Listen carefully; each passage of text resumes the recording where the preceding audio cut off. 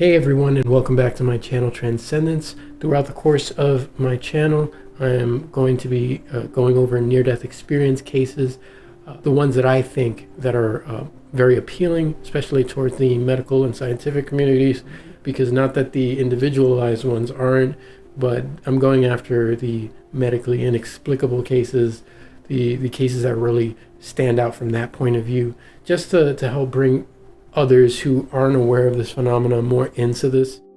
In 2013, NDE researchers Titus Rivas, Annie Durvin, and Rudolf Smit from the Netherlands published a book in Dutch which describes 78 cases of vertical perceptions and other verified paranormal aspects of near-death experiences. These perceptions are called apparently non-physical vertical perceptions, or AVPs in the NDE literature. For example, a cardiac arrest patient reports having seen an unusual event in a different part of the hospital, which is later confirmed to have happened during the arrest, just as described vertical perceptions in NDEs that have been verified by third parties. These provide the best evidence of the apparent separation of consciousness from the physical body during NDEs. These cases strongly suggest that consciousness exists independent of the body and, by implication, survives death. On today's episode, we're going to be covering that of Pam Reynolds. What makes Pam Reynolds' case so significant is that she was diagnosed in 1991 with a massive brain aneurysm. The brain aneurysm that Pam had was pretty much at the base of the brain, so it made it very hard to actually get to. I'm going to include some medical pictures here up on the screen here so you can see exactly why this procedure, this surgery was so difficult to perform. And it's also why other doctors turned her down as giving her any option to do anything. Because it was too big a risk, but that all changed when she was reached out to by Dr. Spetzler in Phoenix, Arizona. And he gave her a chance. He performed what's called Hypothermic Circulatory Rest procedure, or what's also known as standstill procedure. It's when they describe it, it's trying to downplay what it actually is, but they're technically killing the patient with a way to bring them back. They actually put you to sleep. They then give you a medical drug to actually stop all brain activity. They then put clickers, these little, they almost look like sleeping aids when you put them in your ear, except they're connected to a medical device that actually measures any brain activity. So if something were to happen, or there was brain activity, that would be measured during operation, because everything is being monitored. This drug, they don't actually name the drug for probably a lot of important reasons, but this drug stops the metabolic activity in the brain. So there's no rate. They want everything to be completely shut down. Her heart is stopped. They then actually cut into the femoral artery in her leg to then drain her brain of blood so that they can operate properly. So yeah, a bit of a blooper there, but the light in the background was actually being moved by my cat, Noor. He follows me absolutely everywhere, and he likes to be involved in everything I do. And it's surprising. It doesn't really matter if I'm cooking or something, but yeah, he's always there. But back to the story. Pam's eyes are then taped shut, and she's completely covered. So there is no possible way she can see anything, hear anything, describe anything. Pam Reynolds is clinically dead for an hour while they operate. Now, Dr. Spetzler says it is absolutely inconceivable and impossible that anyone could hear, see, or have any of the normal senses while undergoing this procedure. Yet, Pam recounts while she was having this experience that she left her body. She was looking down at her body. She recognized that it was hers, and she could hear sound. She could hear conversations that the doctor was actually having with another nurse, and specifically saying that there was a problem with finding the artery, that her artery was too small in the one side of her leg, in the femoral artery. One side was too small.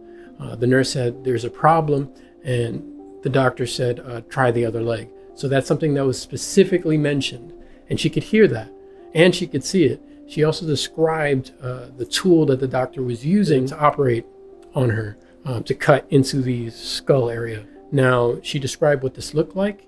She said it looked like an electric toothbrush, but prior to the operation, it was described to her like a saw. So she had no idea what it would look like, and she didn't expect it to look like that. She also mentions that she could hear a sound, like a drilling sound. And a lot of these traits, like hovering above the body, looking downwards, recognizing that it's the body, is one of the common traits of the near-death experience. And another trait is also seeing a light or a tunnel. It's often described. And as we go into these traits further into my channel, or if you actually go on YouTube or search the internet, you'll start to see a lot more of these traits across tons of different near-death experiences, and you'll start to recognize this. And what you notice is that now we have a pattern. Now we have thousands of people saying the same different things, and you see the pattern popping up all over the place.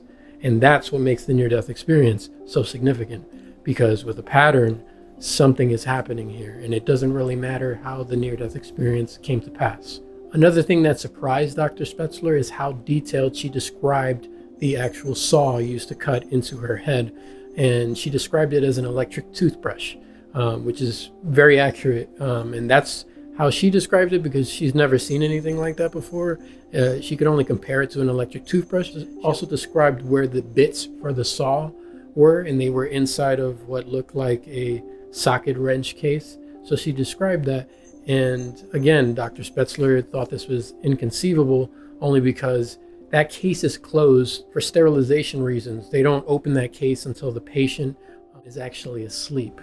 So now Pam sees the pinpoint of light that started off far away from her, and then it starts to like draw her in. She feels a pulling, and then when she goes into the light, she actually meets her deceased grandmother and her deceased uncle. She's then told that it's not her time, that she has to come back, and she didn't want to come back. That's another classic symptom. A lot of people who experience that light and that love on the other side, they say that it's indescribable. And even if they have children or a loved one, like a husband or a wife, whatever the case is, they don't want to come back. They know that the person that they love that's here is going to come to them anyway at some point, and they don't want to leave that space. So that's one of the classic near-death experience traits that you'll start to hear about when you start following this phenomenon.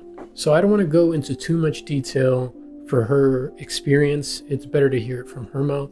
You can actually YouTube Pam Reynolds. You can Google Pam Reynolds, and you'll actually see it for yourself. And you can see her actually explain what she saw. I just want to open up your mind, expand your awareness to these things so you can actually look into them for yourself to see how amazing they are.